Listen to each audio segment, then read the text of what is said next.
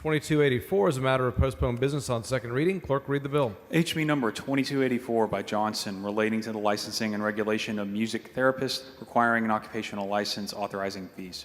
Chair goes Ms. Johnson. Thank you, Mr. Speaker and members. First off, I'd like to thank the joint authors on the bill, Dr. Lalani and Representative Schaffner, who heard this out of public health.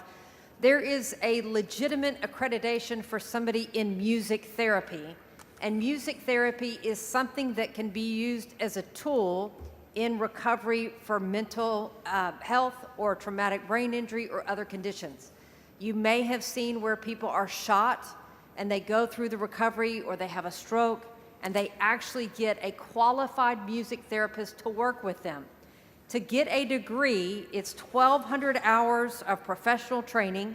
There is a national certification, and there are schools here like Sam Houston State University and University of Houston, West Texas A&M, and Texas Women's University who actually provide the training for this degree.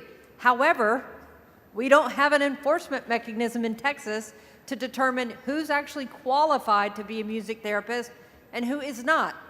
And so what you can have is people that suggest that they're a music therapist and play the guitar or something else or put something on the radio, and that is not a medically qualified music therapist.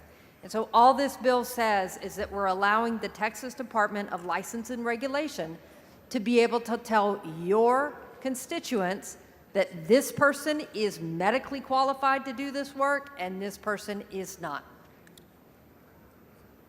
Morgan, for what purpose? Does the gentlelady yield for questions? Gentlelady for questions. I do. She yields for questions. So isn't it true that people that can't talk can actually sing when they get correct musical therapy?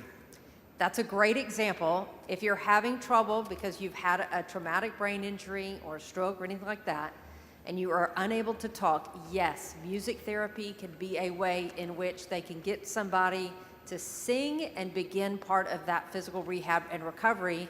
And you need a qualified person to walk them through that, because if you just have somebody else that says, well, let's just sing, and they don't understand the medical dynamics and it's not part of the plan with the treatment plan, it can actually do harm to that individual. And the same goes for those that can't actually walk, can dance. Is that correct? Correct. Yeah. So these are things I learned in college from a roommate that actually majored in this, that this can actually be an effective form of treatment. So thank you for bringing this bill. I appreciate it, and I appreciate your support on the bill, Matt. I move passage. Question occurs on passage to engrossment. Record vote. Clerk, ring the bell.